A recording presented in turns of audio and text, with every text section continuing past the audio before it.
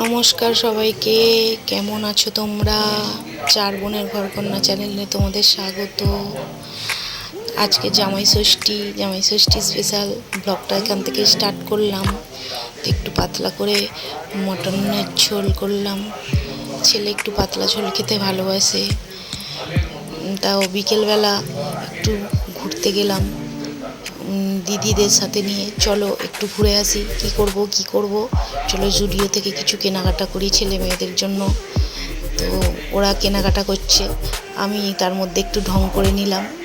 হ্যাঁ, ওরা ডিসাইড করতে পারছে না কোনটা নেবে না নেবে।